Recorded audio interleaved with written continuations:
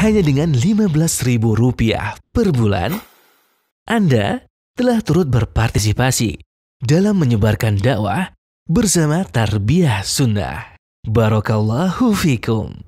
Assalamualaikum warahmatullahi wabarakatuh. Innal hamdalillah hamdan katsiran thayyiban mubarakan fihi kama yuhibbu rabbuna wa yardah. Asyhadu an la ilaha illallah la syarika lah wa asyhadu anna Muhammadan abduhu rasuluhu la nabiyya ba'dah. Qala Allah Ta'ala fi kitabil karim a'udzu samii'il alim minasyaitonir rajim. Ya ayyuhalladzina amanu taqullaha haqqa tuqatih wa la tamutunna illa wa antum muslimun. Ya ayuhan nasu taqu rabbakum alladhi khalaqakum min nafsin wahidah wa khalaqa minha zawjaha wa basa minhuma rijalan katsiran wa nisaa wa taqullaha alladhi tasaaluna bihi wal arham innallaha kana 'alaikum raqiba. Ya ayyuhalladzina amanu taqullaha wa qulu qawlan sadida yuslih lakum a'malakum wa yaghfir lakum dhunubakum wa may yuti'illaha wa rasulahu faqad faza fawzan 'azima amma ba'd. Fa inna khairal kalami kalamullah wa khairal huda huda Muhammad sallallahu alaihi wasallam wa syarrul umuri muhdatsatuha wa kullu muhdatsatin bid'ah wa kullu bid'atin dhalalah wa kullu dhalalatin finnar. Bapak-bapak dan ibu-ibu, ikhwan maupun akhwat, para pendengar dan pemirsa Radio Tarbiyah Sunnah di 1476 AM-nya dan juga antum yang bergabung di Facebook, Instagram, dan YouTube Tarbiyah Sunnah. Pada kesempatan hari ini kita melanjutkan kembali kajian kita tentang tafsir Al-Baqarah yang menginjak kepada ayat 89 dan 90 yang kita nukilkan langsung dari kitab tafsir Al-Baqarah karya Syekh Muhammad bin Shalih Al-Utsaimin. Langsung saja kita bacakan firman Allah Subhanahu wa taala. A'udzu syaitanir rajim. Walamma ja'ahum kitabun min indillahi musaddiqun lima ma'hum wa kanu min qablu yastaftihuna 'alal ladzina kafaru. Falamma ja'ahum ma 'arafu kafaru bihi fala'natullahi 'alal kafirin. Dan tatkala datang kepada mereka kitab dari sisi Allah Azza wa Jal, yang kitab itu membenarkan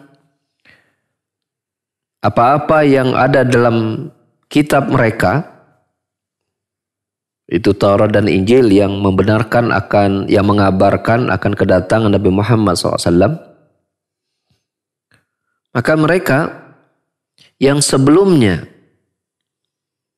mengharapkan kedatangan Nabi yang nanti dengan Nabi tersebut mereka akan menang berhadapan dengan kaum kafirin. Dan di awal-awal pembahasan kita soal Baqarah ini kita masih berpusat kepada kaum Yahudi ya. Dan bila kita masukkan terjemahan ini dalam konteks orang-orang Yahudi, dari keturunan Bani Israel, maka tatkala datang kepada mereka kitab itu Al-Quran dari sisi Allah Azza wa Jal yang membenarkan isi berita yang ada dalam ya Taurat bahkan Injil akan kedatangan Nabi Muhammad SAW, yang mana dahulu mereka menunggu-nunggu kedatangan seorang Nabi yang nanti akan memenangkan mereka berhadapan dengan kaum Arab. Di sini ya ketika Yahudi ada di Madinah, tentulah dua suku besar di Madinah saat itu adalah kaum Aus dan Khazraj. Maka tatkala datang kepada mereka apa yang telah mereka ketahui tersebut dari kitab-kitab mereka, ya, akan kedatangan seorang nabi dengan ciri-cirinya, dan ternyata itu ada pada dari Nabi Muhammad SAW. Ternyata nabi tersebut bukan datang dari Bani Israel, bahkan datang dari bangsa Arab. Yang tadinya mereka berharap bahwasanya kedatangan nabi tersebut akan berpihak kepada mereka dan mereka akan imani nabi tersebut. Lalu dengan itu ya sang nabi tadi bersama mereka akan memenangkan berhadapan dengan kaum Arab. Tapi tatkala Nabi justru berasal dari kaum Arab, maka kafaru bihi, mereka mengingkarinya. Fala'natullahi 'alal kafirin, maka laknat Allah ditimpakan kepada kaum kafirin yang mengingkari, ya, tentu mengingkari kenubuahan, kenabian Muhammad sallallahu alaihi wasallam. Bi syamastaraw bihi anfusahum, ya, sungguh alangkah buruknya ya perbuatan mereka yang menjual diri mereka dengan melakukan kekufuran. Ayakfuru bima anzalallahu, melakukan kekufuran terhadap apa yang Allah turunkan. Itu apa? Diturunkan kitab yang di dalamnya menjelaskan akan kebenaran Nabi Muhammad SAW, itu Al-Quranul Karim. Bayan, yang ini kekufuran mereka tersebut sebabnya adalah baghi. Baghi adalah hasad, dengki. Ayunazzilallahu min fadlihi ala man yasha min ibadihi. Bahwa Allah Subhanahu wa taala menurunkan karunia-Nya, yaitu berupa wahyu kepada Nabi Muhammad SAW, ya, kepada orang yang Allah kehendaki dari hamba-hambanya.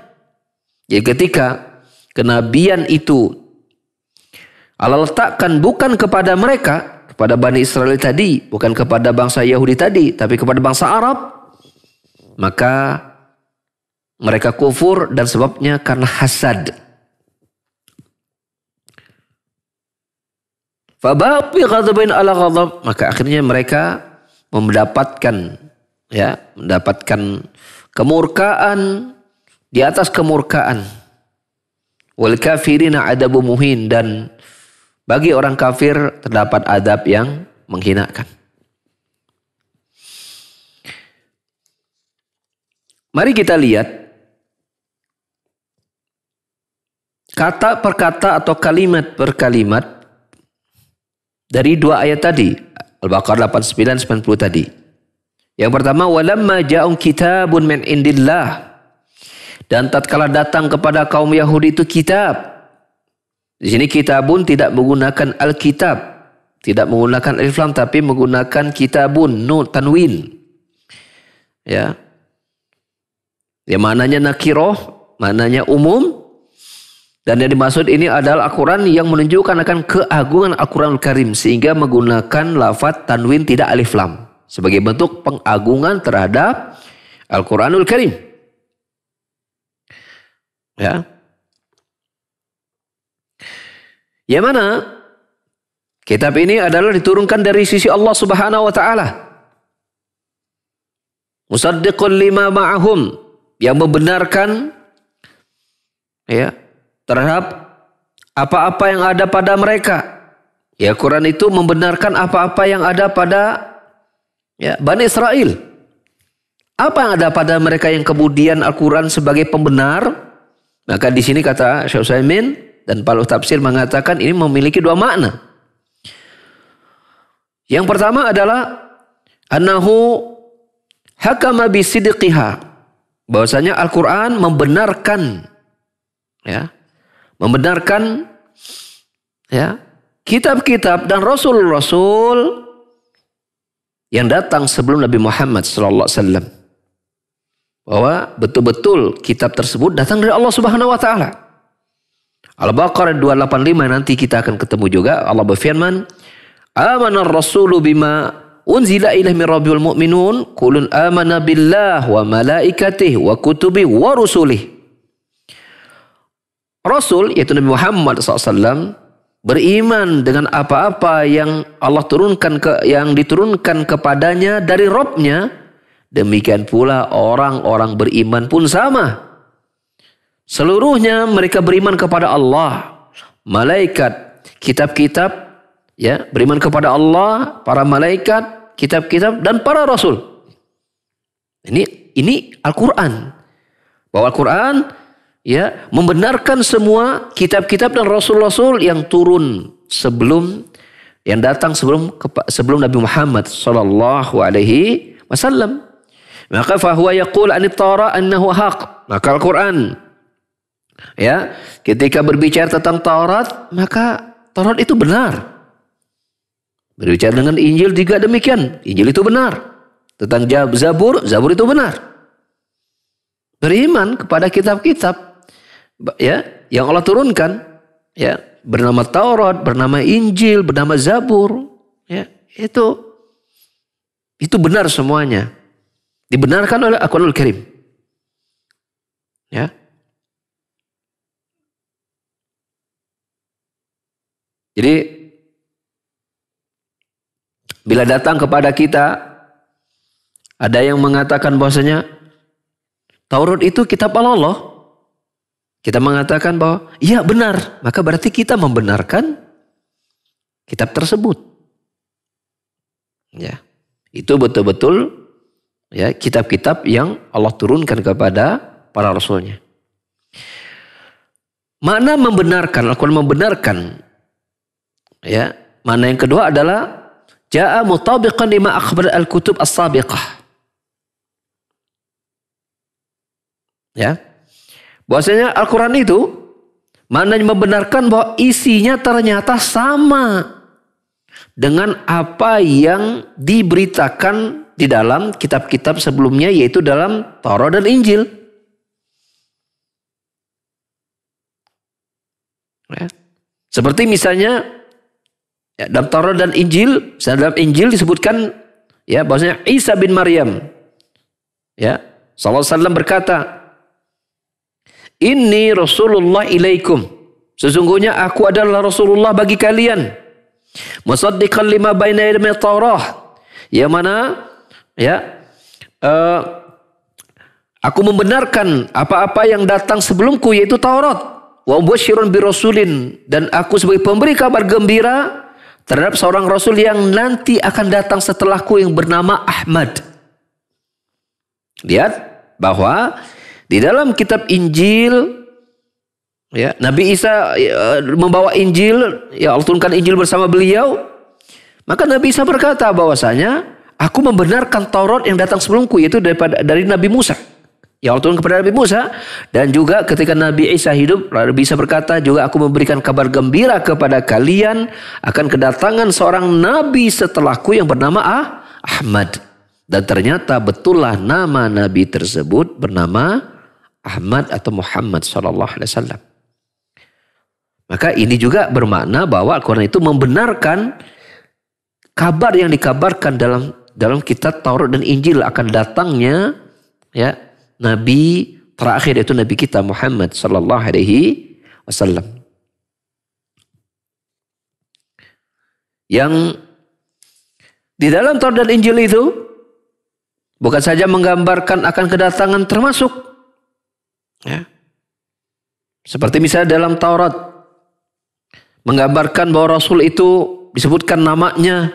Dalam Injil juga sama, disebutkan namanya, disebutkan sifat-sifatnya, karakternya dan segala macam, sangat jelas. Maka nanti kita ketemu di dalam surah Al-Baqarah yang lain pada ayat yang akan datang.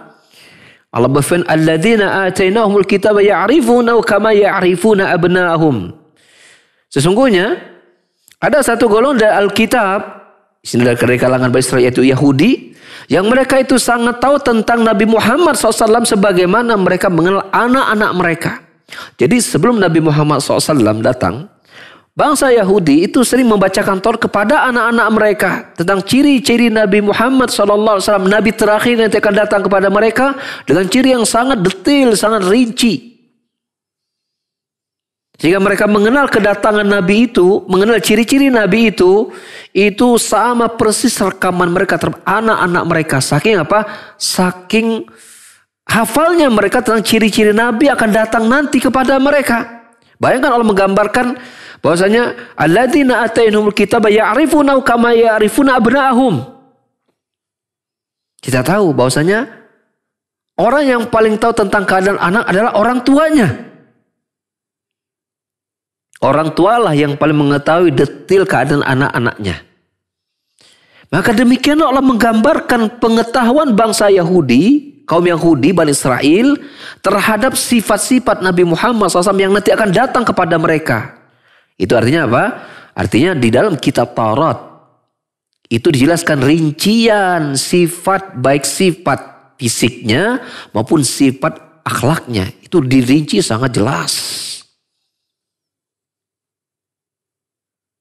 Dirinci sangat jelas. Yang mana di masa sebelum Nabi Muhammad datang itu mereka, ini kalau kita bicara tentang Bani Israel, Yahudi, ya, yang ada di Madinah, itu mereka berhadapan dengan bangsa Arab. Ya, kalau di zaman Nabi Musa sebelumnya berhadapan dengan bangsa Mesir. Ketika di Madinah berhadapan dengan bangsa Arab dari kaum Aus dan Khazraj. Dari Aus dan Khazraj. Maka mereka ya membicarakan terus bahwa nanti akan datang seorang nabi kepada kami yang membawa kitab yang nanti kami akan memenangkan kalian wahai bangsa Arab. Maksud di sini ada apa? Aus dan Khazraj yang merupakan dua kabilah besar yang ada di Madinah pada masa itu.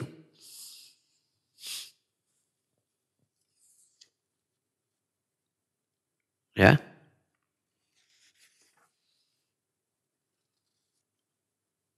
Namun apa yang terjadi? Ya. Apa yang terjadi?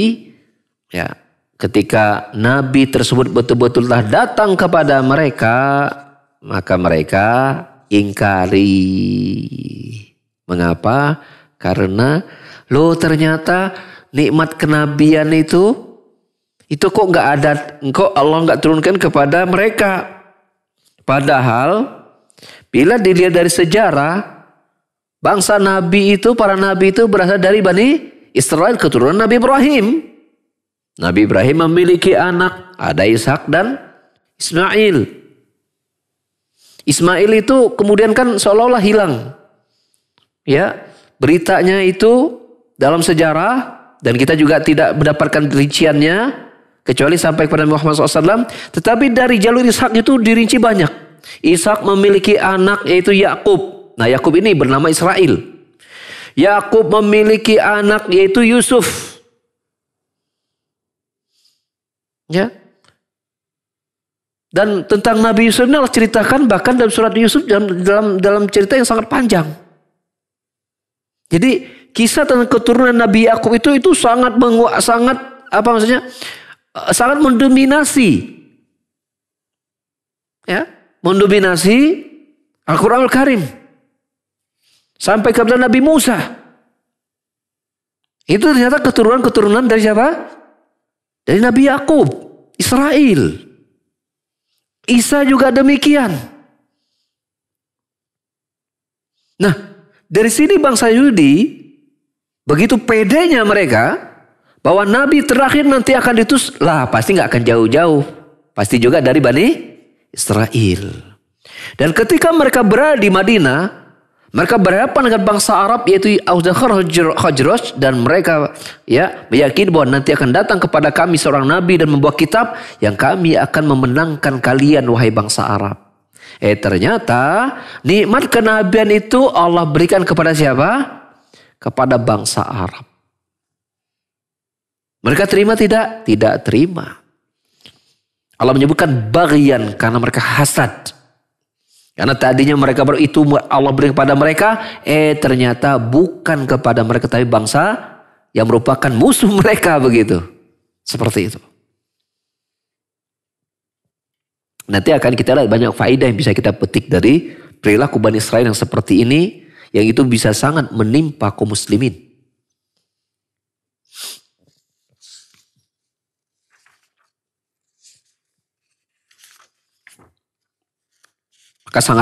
Maka Allah menyebutkan bi'sa masyarabi anfusahum, sungguh buruk ya perilaku mereka tersebut ya, karena mereka menolak apa-apa yang Allah turunkan kepada mereka. Berupa apa? Ya berupa bahwasanya Allah kabarkan bahwa nabi itu adalah ternyata Nabi Muhammad. Ya, mereka tidak ridho dengan pembagian karunia Allah Subhanahu wa taala. Bahwa kenabian itu Allah berikan kepada siapapun yang Allah kehendaki dari para hambanya. Ternyata Allah memilih siapa? Bangsa Arab, bukan bangsa Bani Israel. Ini ikhwas sekalian. Ini hampir sama kalau kita bicara tentang masalah kemutlakan karunia. termasuk pemberian hidayah itu bahwa itu dari Allah Subhanahu wa taala saja, termasuk kalau kita pelajari tentang sejarah Nabi kita Muhammad sallallahu alaihi wasallam.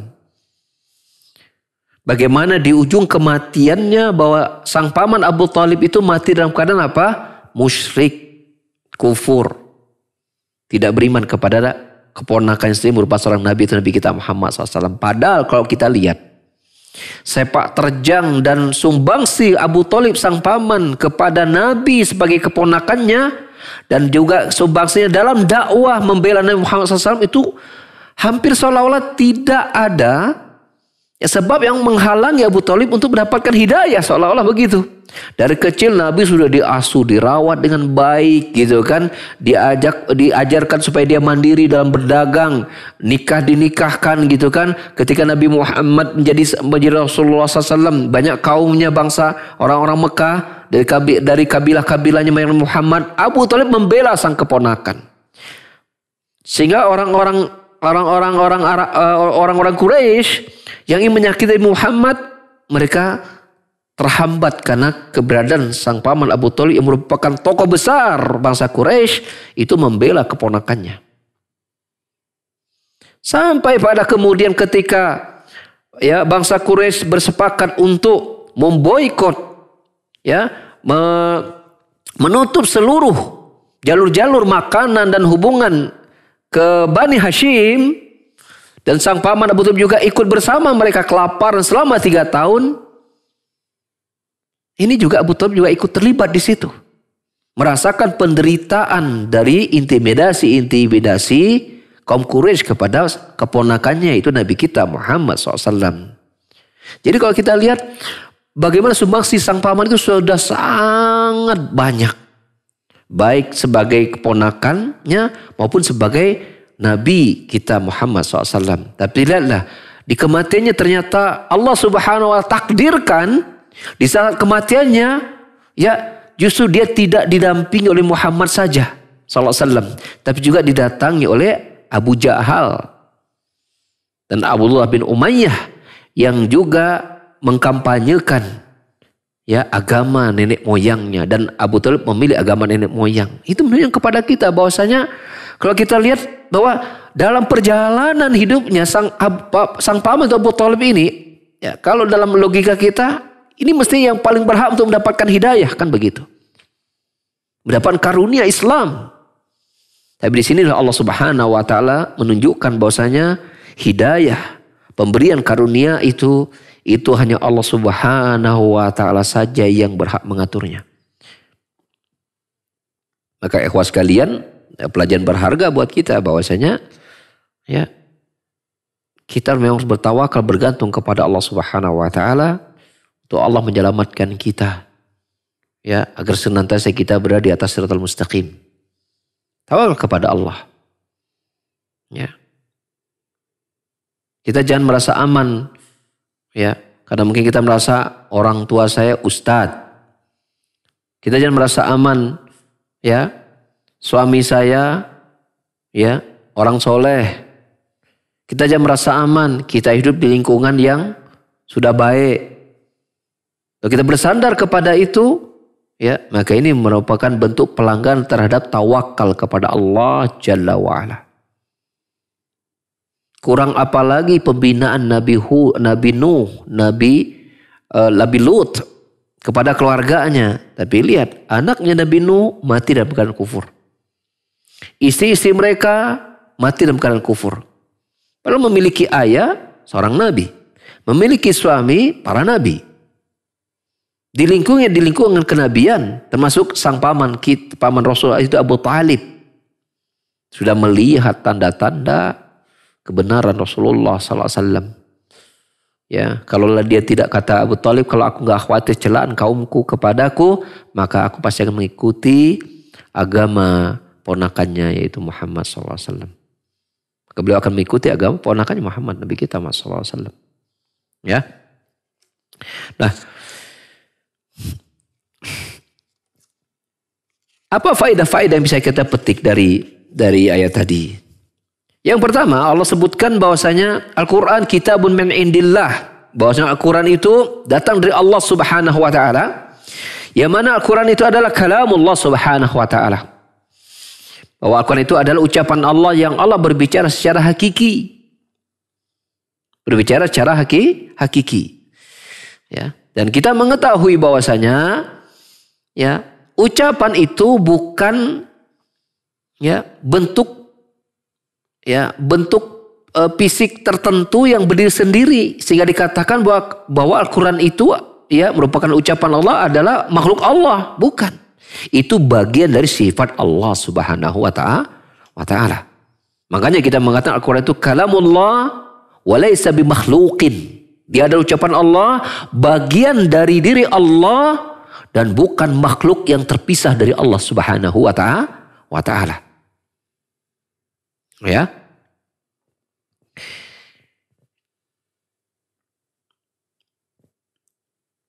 Dan ini sekaligus ketika Allah mengatakan bahwa Quran itu datang dari Allah, sekaligus menggambarkan akan kemuliaan Al-Quranul Karim itu sendiri.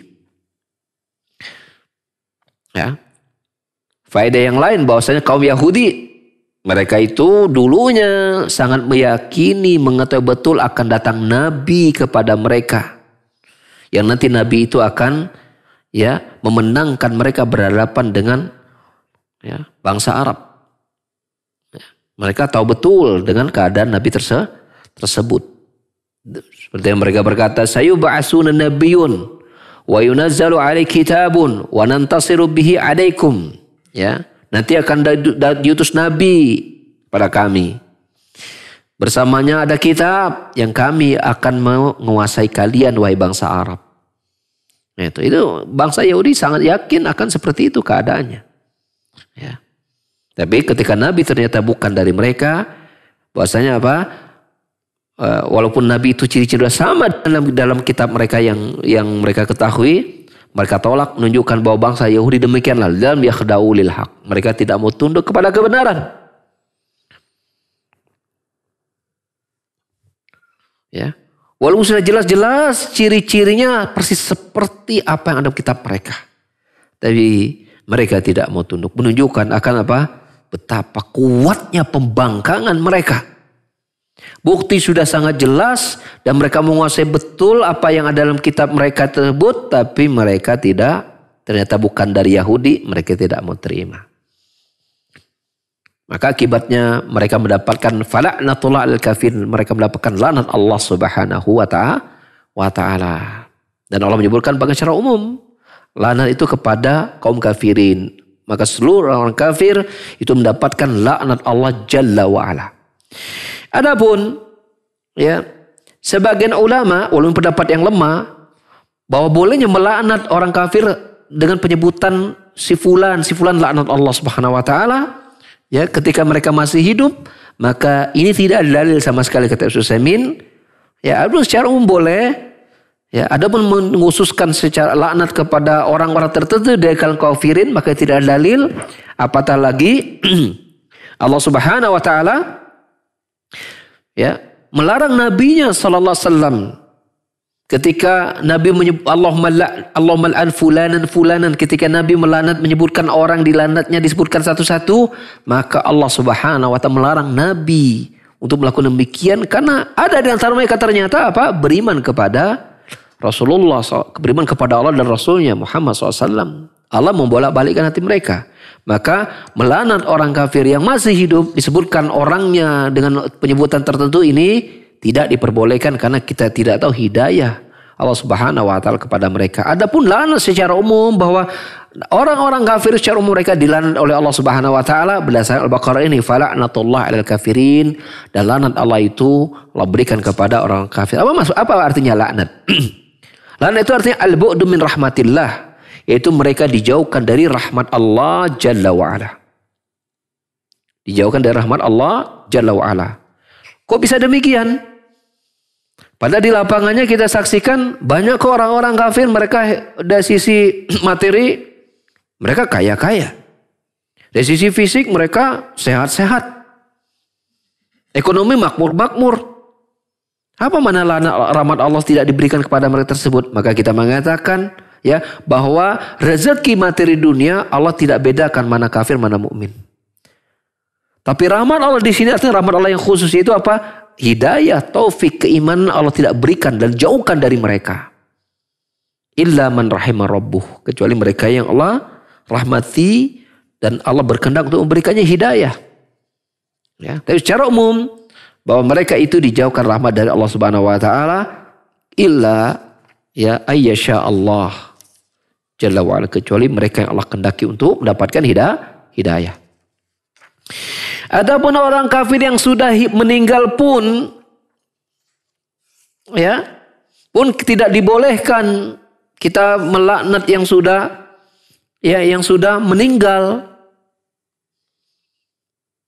Nah, karena kata Syekh Utsaimin menukil hadis Nabi SAW, la tasubul amwat, janganlah kalian mencela orang sudah mati, kata Nabi SAW. Ini umum, baik mukmin ataupun kafir. Fa innahu qad afdau ila ma qaddamu, karena mereka itu telah mendapatkan balasan dari apa-apa yang mereka kerjakan di dunia dahulu. Ya, jadi Syekh Utsaimin memberikan pendapat bahwasanya tidak boleh melaknat kepada orang tertentu, ya, termasuk ada orang kafir baik ketika hidup maupun ketika dia meninggal, ya, seperti itu. Ya, Allah a'lam bissawab, ya. Ini saya kira pendapat yang kuat, ya, untuk kita perhatikan agar laknat itu kita mengikuti Al-Quranul Karim, yaitu diberikan secara umum, tidak dilakukan secara khusus per khusus menyebutkan orang-orangnya, baik hidup maupun setelah meninggal. Faedah yang berikutnya adalah bahwasanya penolakan kaum Bani Israel, bangsa Yahudi terhadap kebenaran tak lain dan tak bukan sebab terbesarnya karena apa? Karena hasad. Ya. Maka ya, man radal haqqa min hadil ummah. Bila ada dari umat ini yang menolak kebenaran, dikarenakan apa? Karena yang mendapatkan kebenaran itu orang yang lebih rendah kedudukannya dari mereka. Baik mungkin dari sisi, kalau golongan nih golongan orang-orang bawah nih, bukan keturunan priayi, bukan ningrat misalnya. Kok dari sisi pejabat ini bukan pejabat yang mengikutinya. Kalau di sisi harta, ini yang banyak mengikuti kebenaran ini banyak orang-orang kere, orang miskin, bukan level kita. Maka orang seperti mengikuti perilaku kaum Yahudi. Kaum Yahudi. Karena orang Yahudi ini pedenya luar biasa. Merasa para nabi itu dari mereka selama ini, maka mereka lah yang paling berhak untuk paling benar. Ini sombong. Sehingga ketika kebenaran itu datang bukan dari mereka, maka mereka tolak karena hasad tadi. Karena selama ini kamilah yang mendapatkan, ya, karunia itu, karena sekarang datang dari yang lain, maka tidak perlu kami ikuti. Ini kesombongan, kedustaan, ini hasad sifatnya. Maka ini menjadi pelajaran keberagaman kepada kita, bahwasanya jangan sampai ada di antara kita, na'udzubillah, ya, yang kemudian menolak kebenaran hanya karena merasa bahwasanya itu bukan dari kami. Bukan dari golongan kami, bukan dari level kami. Ya. Ini tidak dibenarkan dalam agama kita. Sehingga para ulama memberikan arahan, ya, annahu yajibu al-insan ayya'rifal haqqa bil haqqi la bir rijal. Bahwa hendaklah wajib bagi seseorang itu untuk mengetahui kebenaran dengan kebenaran hakikat itu secara utuh, bukan dengan melihat orang per orangnya. Lihat Bani Israel merasa kebenaran itu kalau datangnya dari mereka. Ketika datangnya dari musuh mereka, dari bangsa Arab, mereka menolak itu. Mereka menolak itu. Ya. Ini pelajaran berharga buat kita. Bisa jadi kita itu berselisih pendapat. Ada orang-orang yang barangkali nggak cocok dengan kita. Lalu kemudian ada unsur sentimen di situ. Padahal dari orang yang kita sentimen ini benar, lalu kita tolak, maka kita termasuk, ya, menyerupai pelaku Yahudi itu sombong. Ya, termasuk memiliki sifat sombong. Dan ini ujian keimanan. bagaimana kita ya berlaku tawadhu terhadap kebenaran. At-tawadhu ya lil haqqi. Kita tawadhu ketika berhadapan dengan kebenaran, walau itu datang dari orang yang barangkali kita tidak cocok, maka ambil kebenaran tersebut. Ambil kebenaran tersebut. Ya, Masya Allah, bagaimana ya para ulama dari Syekh Utsaimin ini ya mengurai faidah-faidah dari ya perilaku buruk suatu bangsa ya untuk kemudian menjadi peringatan agar tidak diadopsi oleh kaum muslimin.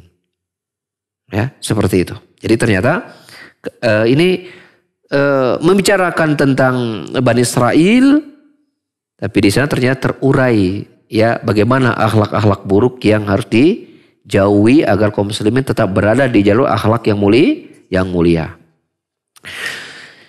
Berikutnya, ketika Allah Subhanahu wa taala menyampaikan bahwasanya Allah menurunkan Al-Qur'an, menurunkan ilmu kepada siapapun dari apa yang dari hambanya Allah kehendaki, menunjukkan bahwasanya ilmu merupakan seagung-agung karunia Allah Azza wa Jalla.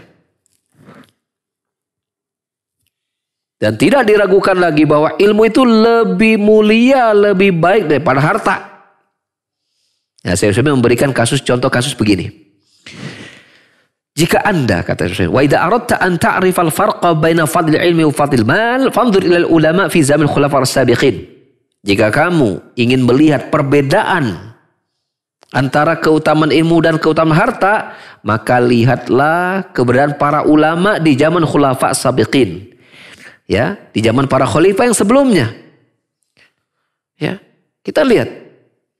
Ya, para ulama bersama khalifah. Ya. Maka ya, khalifah yang sebelumnya itu sedikit sekali disebutkan tentang kekhalifahannya. Tapi ulama yang ada di masa khalifah itu tetap disebutkan sampai berikutnya. Sampai masa-masa berikutnya. Padahal mereka sudah meninggal. Maka para ulama terus dinukil perkataan mereka. Akhlak mereka. Hidup mereka. Sedangkan para khalifah itu dilupakan manusia. Padahal kita tahu namanya khalifah identik dengan ya harta yang sangat berkecukupan. Ya. Kecuali beberapa khalifah yang memang ya pengaruhnya memang masih ada ya, karena banyak jasanya kepada umat ya. Itu masih diingat-ingat gitu. Tapi secara umum para raja, para khalifah itu sedikit sekali disebutkan, dinukil oleh manusia. Tapi para ulama itu terus dinukil perkataan mereka dari masa ke masa sampai di masa kita ini. Ini menunjukkan tentang keutamaan ilmu. Ya.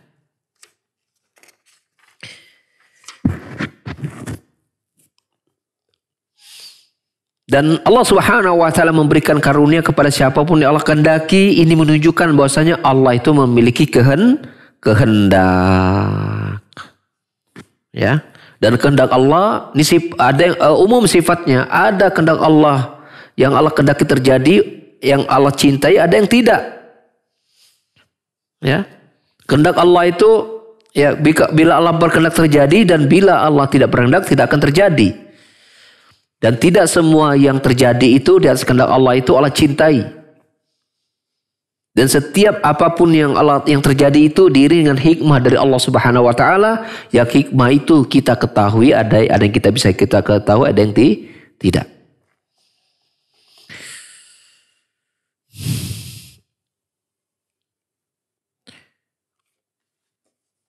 Namun Syekh Utsaimin mengingatkan kepada kita bahwa kembali kepada tentang kemuliaan ilmu. Ya, tentang kemuliaan ilmu. Bahwasanya siapapun yang mendapatkan karunia ilmu, bahkan termasuk seorang nabi sekalipun, tidaklah berarti nabi tersebut boleh diibadahi. Boleh diibadahi. Karena Allah Subhanahu wa taala menyebutkan ala may yasha'u min ibadi. Allah menyebutkan bahwa karunia ilmu itu Allah turun kepada hambanya yang Allah kehendaki. Menunjukkan Allah tetap memposisikan ketika karunia Allah beri kepada mereka, Allah tetap menyebutnya dia adalah seorang hamba, bukan Tuhan.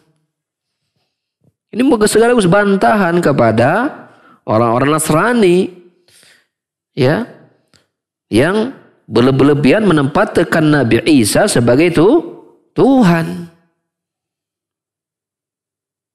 Makanya Nabi SAW mengingatkan kita sebagai kaum muslimin untuk tidak boleh berlebihan dalam menempatkan, bahkan jangankan ulama, hatta para nabi pun tidak boleh berlebihan menempatkannya sampai pada kedudukan Tuhan yang disembah. Beliau bersabda sallallahu alaihi wasallam, la tutruni kama atarratin nasara ibna Maryam.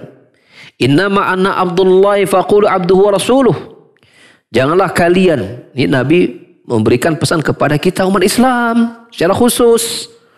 Ya, janganlah kalian berlebihan dalam memujiku sebagaimana kaum Nasrani telah berlebihan memuji Isa bin Maryam. Sampai akhirnya kaum Nasrani itu mendudukan Isa sebagai Tuhan maksudnya. Maka sesungguhnya aku ini hanyalah hambanya Allah. Maka ucapkan oleh kalian bahwa Muhammad itu hamba Allah dan Rasulnya. Hamba artinya tidak memiliki satu pun sifat Tuhan. Rasul adalah wajib diikuti dalam menyembah Tuhan Allah Jalla wa'ala. Dalam cara menyembahnya, ikuti dia. Karena dia mendapatkan bimbingan dari Allah langsung. Bagaimana cara menyembah Allah Subhanahu wa ta'ala. Akan dimuliakan. Dia sebagai seorang hamba tidak memiliki sifat Tuhan, namun dia juga seorang Rasul yang wajib kita muliakan.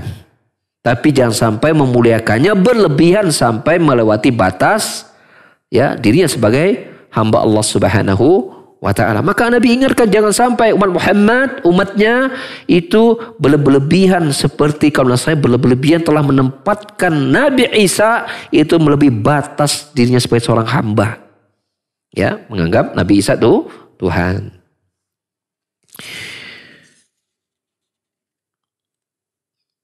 Juga dalam masalah ini Syekh Utsaimin juga mengingatkan bahwasanya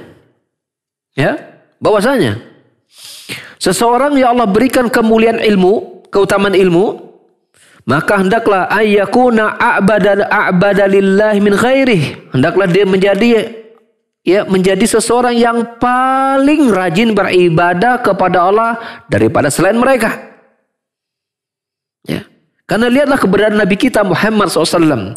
Orang yang paling banyak mendapatkan ilmu dari Allah Subhanahu wa ta'ala. Tapi lihat keberadaannya. Ya. Yaqumu fil lail. Beliau senantiasa salat malam hatta tatawarrama qadamah, sampai kedua betisnya pecah-pecah. Ya, sehingga Aisyah bertanya, bagaimana beliau dan keadaannya seperti itu? Apa jawaban beliau? Afala akunu abdan syakura. Tidakkah boleh aku menjadi hamba yang banyak bersyukur?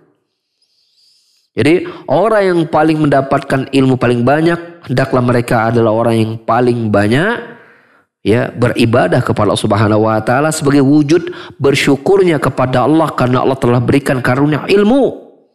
Dan kita tahu bahwasanya ketika kita mendapatkan nikmat-nikmat dunia berupa sehat, berupa keluasan rezeki, harta, dan yang lainnya nikmat-nikmat dunia, maka itu wajib kita syukuri. Dan sudah kita sampaikan tadi bahwa nikmat ilmu lebih besar daripada nikmatnya harta, maka orang yang mendapatkan nikmat ilmu, tentu dia mendapatkan nikmat yang lebih besar daripada harta, maka lebih dituntut untuk lebih banyak bersyukur daripada orang yang minim mendapatkan ilmu agama atau yang jauh dari ilmu agama dalam hal bersyukurnya. Ya, lihatlah keberadaan Nabi kita Muhammad SAW demikian. Dan beliau juga mengingatkan bahwasanya ada sebagian orang yang tertipu dengan ilmu yang Allah berikan kepada dirinya, sehingga dia merasa sombong dan merasa dirinya besar. Ya, yang akhirnya dia anti kritik Dia menjadi orang yang anti terhadap nasihat. Ya, karena dia merasa dia sudah banyak mendapatkan ilmu. Sudah banyak mendapatkan pengalaman dalam dunia ilmu. Sudah banyak pengalaman dalam dunia dakwah dan seterusnya. Ya. Nah, ini juga menjadi perlu diingatkan, menjadi peringatan kata saya, jangan sampai seorang tertipu. Ya, dengan karunia ilmu yang Allah berikan kepada dirinya, lalu kemudian dia merasa dirinya besar dan menyombongkan diri, sehingga ketika ada nasihat datang pada dirinya, lalu dia merasa saya ini orang alim, saya tidak perlu dapat nasihat dari orang yang berada di bawah saya. Padahal itu nasihat yang baik dan benar. Ya, ini pun diingatkan oleh Syekh Utsaimin tentang karunia ilmu ya, yang harus diperhatikan ya, sisi-sisi tadi. Ya, yang pertama ya, bahwasanya orang yang diberikan ilmu semulia apapun dia tidak boleh tempatkan sebagai Tuhan, sebagai sesembahan. Yang kedua, bahwa orang mendapatkan ilmu dia harus menjadi orang yang paling banyak bersyukur dibandingkan selain mereka. Yang ketiga, hendaklah orang mendapatkan ilmu dia tidak tertipu dengan dirinya sehingga dia ya sampai-sampai menolak kebenaran yang datang kepada selain dirinya. Ya, seperti itu. Maka bila demikian keadaannya seperti yang ketiga tadi, ketika ilmu itu datang dari orang yang di bawah dirinya pada itu benar, akhirnya hilanglah keutamaan ilmu ya pada dirinya. Dia memiliki ilmu tapi dia tidak memiliki keutamaannya. Maka carilah keutamaan ilmu. Carilah keutamaan ilmu. Artinya dengan kita mendapatkan ilmu, maka kita mendapatkan keutamaan fadilahnya. Ya, mendapatkan barokahnya. Ya, maka kita mengatakan ada dua PR besar kita dalam kita talabul ilmi. Pertama, kita menambah ilmu. Yang kedua, mencari barokahnya ilmu. Yang pertama apa? Kita menambah ilmu. Yang kedua, mencari barokahnya ilmu. Berupa apa? Berupa barokah ilmu berupa apa? Berupa teramalkannya ilmu tersebut. Ya, teramalkannya ilmu tersebut. Maka ikhwas sekalian, bila kita ini belajar ilmu, tujuan kita apa? Kalau dengan kita bertambah ilmu kita semakin sombong, maka sesungguhnya tujuan kita mencari ilmu itu nggak dapat. Kalau tujuan ilmu kita untuk mencari ilmu, kita berbangga-bangga, maka tujuan dari ilmu itu nggak dapat kita. Bahkan terancam dengan ancaman yang besar.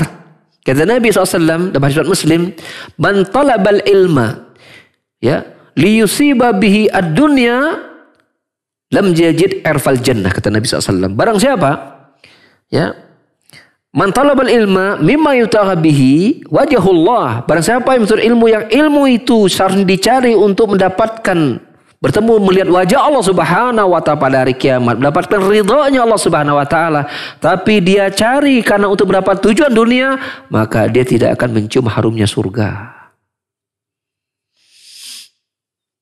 Jadi bila seorang menuntut ilmu dan ilmu dia dapatkan agar dia ingin mendapatkan nama yang populer, mendapatkan pujian manusia, maka sungguh dia telah gagal dari mengapa dia mencari ilmu. Bahkan dia mendapatkan ancaman tidak akan mencium harumnya surga. Carilah ilmu untuk mendapatkan barokahnya. Di antara barokahnya ilmu adalah kita amalkan. Bila itu adalah amalan ilmu berupa ikhlas, kita praktekkan keikhlasan kita. Bila itu berupa amalan praktek ibadah, ya kita praktekkan ibadah tersebut. Ya, ada praktek sholat, praktek saum, baik sholat wajib, sholat sunnah, saum sunnah, kita praktekkan. Ya, di sana ada sedekah wajib berupa zakat, fitrah maupun harta, kita praktekkan, maupun sedekah sunnah, ya, yang sifatnya bukan zakat tadi. Rajinlah kita bersedekah, rajinlah kita berinfak. Kita dapat ilmu tentang berbakti pada orang tua, berbaktilah kita kepada orang tua. Kita dapat ilmu untuk menyayangi keluarga kita, sayangi keluarga kita, didik mereka pendidikan yang baik. Praktekkan. Maka semakin banyak kita mendapatkan ilmu, maka jadikan ilmu itu berkah buat kita berupa teramalkannya ilmu tersebut dalam kehidupan kita sehari-hari. Ya, berkahnya kita cari. Ya, berkahnya kita cari dan Jangan sampai kita tertipu bahwasanya ketika kita mendapatkan ilmu, kita merasa kita tidak berhak untuk mendapatkan nasihat. Nah, ini sebuah kekeliruan, ya. Kemudian bahwasanya faidah yang lain dari dua ayat tadi, bahwa hukuman dari Allah Subhanahu wa Ta'ala itu bertingkat-tingkat berdasarkan jenis dosa dan pelanggaran yang dilakukan oleh hamba tersebut. Lihatlah bangsa Yahudi. Fabau bighadabin ala ghadab. Mereka mendapatkan keburukan Allah bertingkat-tingkat disebabkan karena memang pertama mereka menolak keberadaan Nabi Muhammad SAW. Padahal mereka sudah tahu itu akan ada Nabi kepada mereka, tapi mereka tolak. Yang kedua, perilaku-perilaku mereka sebelumnya waktu Nabi Musa masih hidup. Bukankah mereka, ya, perilaku Bani Israil Yahudi adalah membunuh para nabi, mendustakan dakwah mereka, mengubah-ubah ayat Taurat, kitab Allah Subhanahu wa Ta'ala. Jadi sebelum datang Muhammad, mereka itulah mendapatkan berbagai macam kemurkaan dari Allah Subhanahu wa Ta'ala dari kaum Yahudi tersebut.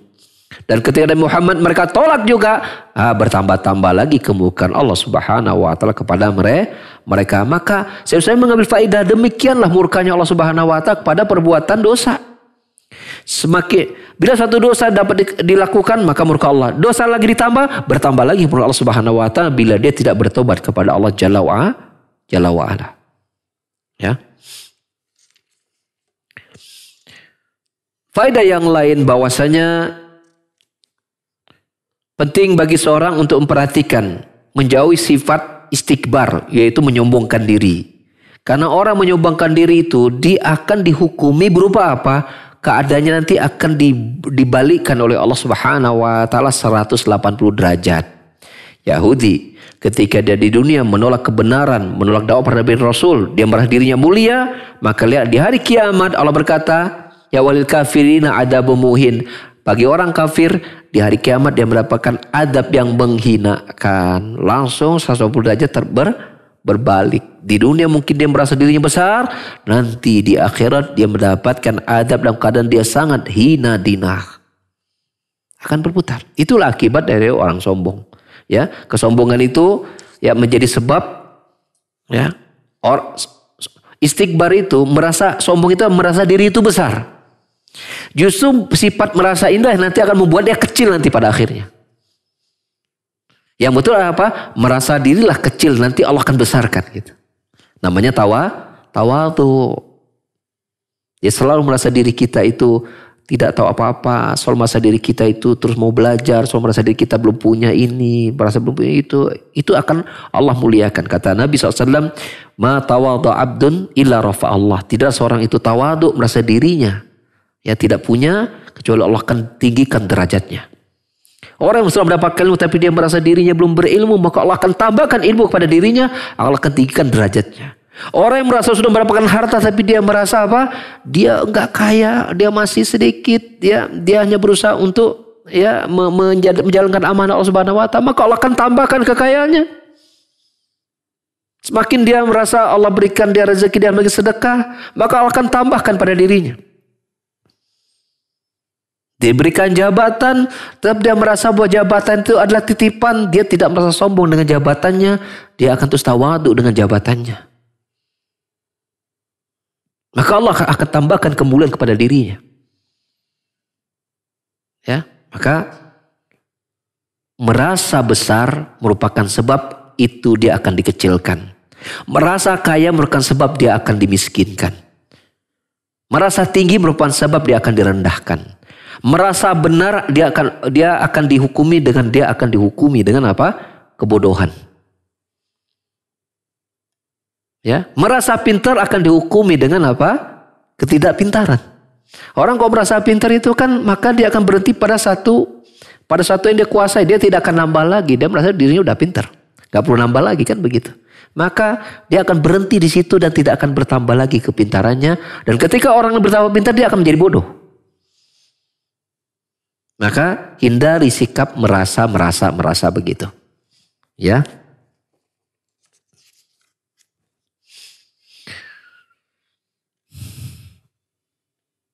Sehingga ada pepatah nasihat bagus ya. Ya. Jangan merasa pintar, tapi pintarlah merasa. Itu bagus. Jadi kita tuh harus peka gitu Mas. Pintar merasa itu harus punya sifat peka, kepedulian. Tapi jangan merasa pintar ya, seperti itu. Dan faedah terakhir dari dua ayat tadi ya, ditetapkannya sifat murka bagi Allah Subhanahu wa taala ya. Dan tentu Allah murka sesuai dengan kehendak Allah Subhanahu wa taala, dan kemurkaan Allah tentulah diberikan kepada mereka yang pantas untuk mendapatkan murkanya Allah Jalla wa'ala. Allah adil, tidak mungkin memurkai orang-orang yang tidak pantas dimurkai. Sebagaimana Allah akan memberikan ganjaran kepada mereka yang pantas mendapatkan ganjaran. Murkanya Allah sesuai kadar ya dosa hamba. Sementara balasan Allah melebihi apa yang dikerjakan hambanya tersebut.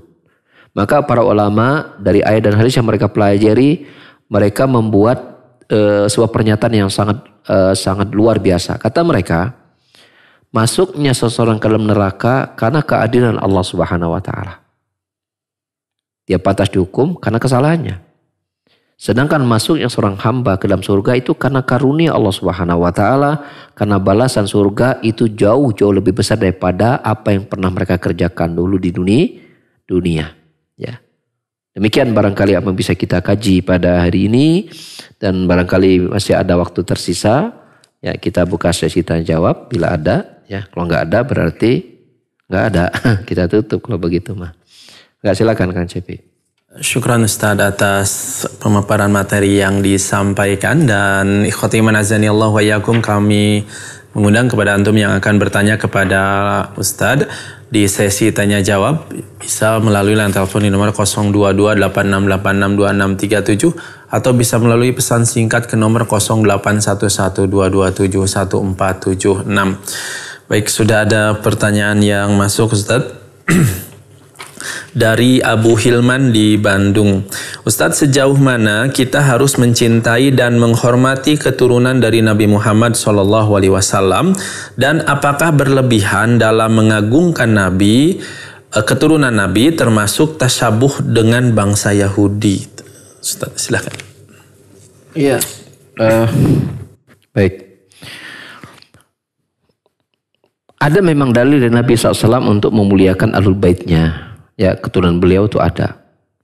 Tetapi kita mengetahui bahwasanya di masa Nabi Muhammad SAW masih hidup saja, Nabi telah mengajarkan kepada anak-anaknya sendiri bahkan untuk tetap menjalankan syariat beliau SAW. Ya, beliau tidak bisa memberikan jaminan selamatnya bahkan anaknya sendiri dari adab neraka bila mereka tidak mau tunduk kepada Allah Subhanahu wa taala. Nabi berkata kepada anaknya Fatimah, "Ya Fatimah binta Muhammad, ishtaruni min mali syi'ti fa inna la ughni anki min Allah syai'a." Wahai Fatimah, anaknya Muhammad. Ini Nabi berkata kepada anaknya sendiri. Anak yang dia paling dia cintai itu Fatimah. Ya Fatimah binta Muhammad, wahai Fatimah anaknya Muhammad, saluni min mali syi'ti, mintalah dariku harta apapun yang inginkan. Artinya Nabi kalau dia minta harta, Nabi punya, Nabi bisa berikan semua. Tapi ada pun di hari kiamat, Nabi tidak bisa menolong anaknya di Fatimah. Maka Nabi mewasiatkan kepada bahkan anaknya sendiri untuk menyelamatkan diri mereka dari adab neraka Allah Subhanahu wa taala dengan cara apa? Beriman kepada Allah, beriman kepada Rasulnya, menjalankan ketaatan kepada Allah, melakukan amal ketakwaan kepada Allah Subhanahu wa taala. Maka apalagi kepada Ahlul Bait, anak-anak keturunan beliau sampai hari ini. Ya. Maka tidak ada perbedaan kemuliaan keturunan Nabi SAW dengan yang lain dalam hal ketakwaan. Karena Nabi SAW bersabda, inna akramakum indallah, karena Allah Subhanahu wa taala berfirman, ya inna akramakum indallahi atqakum, sesungguhnya yang paling mulia sisi Allah di antara kalian adalah yang paling bertakwa. Yang paling bertakwa. Seperti itu. Hanya saja tentulah keturunan Rasul yang bertakwa kepada Allah, yang mengikuti sunnah Rasulullah SAW, itu tentu mendapatkan keistimewaan yang lebih dalam hati kita. Kecintaan kita kepada mereka tentu berbeda dengan kecintaan kita kepada yang lain dari hamba-hamba Allah yang lain yang juga bertakwa. Ya, seperti itu. Nah, ini yang menjadi batasan-batasan. Ya, sejauh mana kita kemudian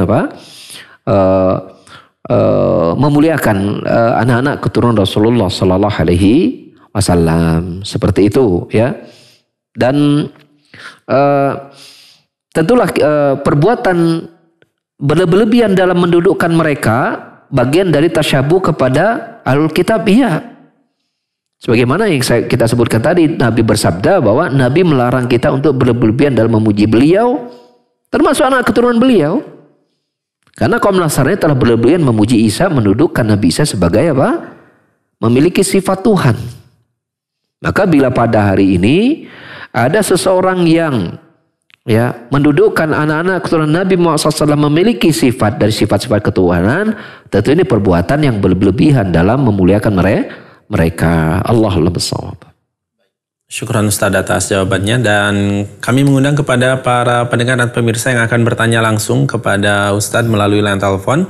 Silakan tadi yang sudah sempat masuk, silakan bisa dicoba kembali di nomor 022 86862637. Sekali lagi, silakan yang tadi sempat masuk untuk bertanya di nomor telepon bisa bertanya langsung kepada Ustadz melalui line telepon di nomor 02286862637 ataupun bisa melalui pesan singkat ke nomor 0811227146, dan kami informasikan bahwa nomor 0811227146 hanya khusus dipergunakan untuk pesan singkat saja, tidak bisa menelpon ke nomor tersebut. Sekali lagi silakan yang akan bertanya di nomor 02286862637 bisa dicoba kembali. Baik, tampaknya tidak muncul lagi. Kita ke penanya melalui pesan singkat lagi, Ustadz. Dari hamba Allah di Cimahi, izin bertanya Ustadz, ada yang menuduh jika dakwah salaf ini selalu merasa lebih benar daripada yang lain.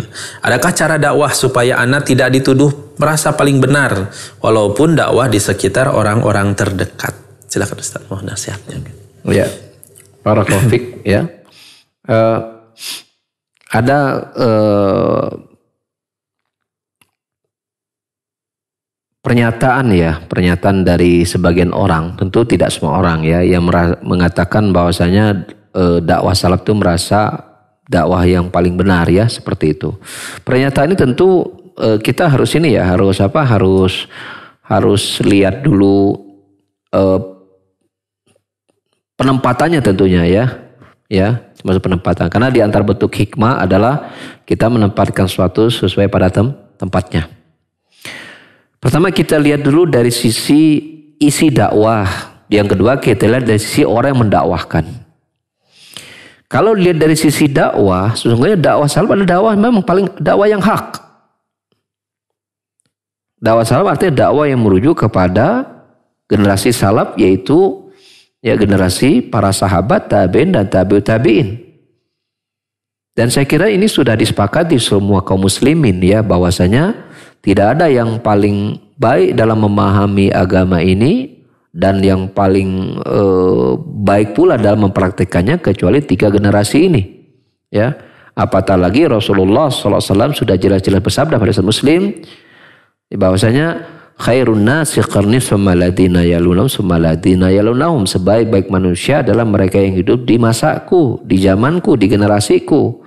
Kemudian setelahnya itu tabi'in, kemudian setelahnya itu tabi'ut tabi'in. Jadi Rasulullah SAW memuji ya generasi sahabat, memuji generasi tabi'in, dan memuji generasi tabi'ut tabi'in.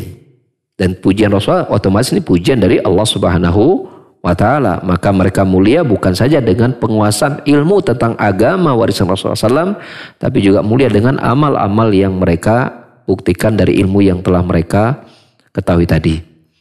Ya. Seperti itu, ya. Dan Ibnu Mas'ud radhiyallahu anhu berkata bahwa kullu khairin fi ittiba'i man salaf wa kullu syai'in fi ittiba'i man khalaf. Bahwa setiap kebaikan itu ada dengan mengikuti generasi salaf. Dan setiap keburukan itu muncul dari orang-orang yang mengadakan hal baru yang menyelisih mereka. Ya, menyelisih mereka. Ya. Dan ini dalil yang sangat jelas untuk kita menyatakan bahwa sisi pemahaman agama tentulah generasi salaf, 3 generasi utama ini adalah pemahaman yang disepakati, pemahaman yang benar. Ya. Dan kita harus meyakini itu. Harus meyakini itu. Dan mewaspadai pemahaman-pemahaman baru yang menyimpang dari pemahaman mereka. Karena kita tahu bahwa pemahaman 3 generasi pemahaman yang datang dari Rasulullah SAW. Ya, tinggal setelah kita mengetahui, kita cari sumber-sumber untuk yang mengantarkan kita kepada pemahaman mereka.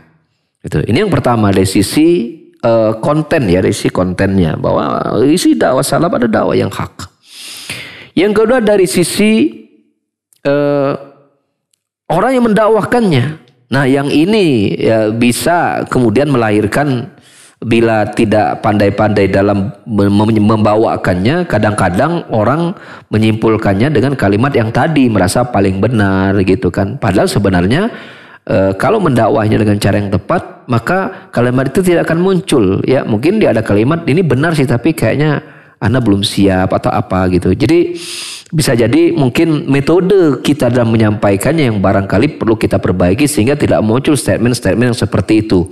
Tapi kalau ternyata kita sudah menyampaikan dengan sebaik-baiknya, dengan hujah yang nyata, dengan adab yang baik, tapi kemudian tetap saja muncul statement seperti itu, ya maka kita bersabar. Kita yakin bahwa pemahaman sahabat adalah pemahaman yang benar. Ya, pemahaman yang paling benar. Kita harus yakini itu. Untuk pribadi kita pemahaman sahabat adalah pemahaman yang paling benar.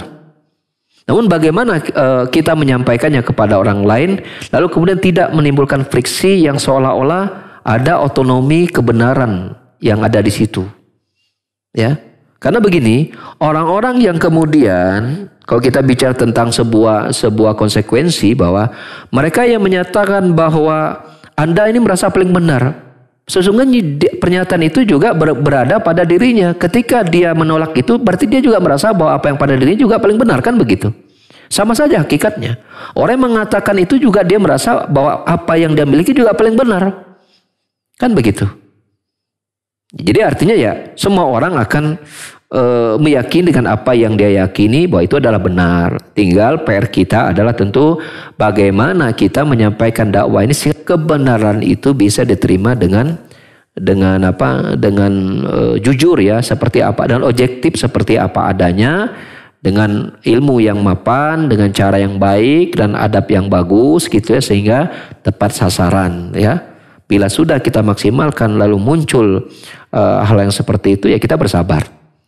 Karena jangankan kita, Nabi saja itu duduk dengan ucapan bahkan orang gila, tukang sihir, ahli syair, memecah belah umat, memecah belah kabilah, memecah belah persatuan.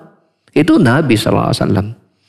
Ya, apalagi kita ini yang masih jauh ya dari hal yang seperti itu, ya tentu ya kita bersabar.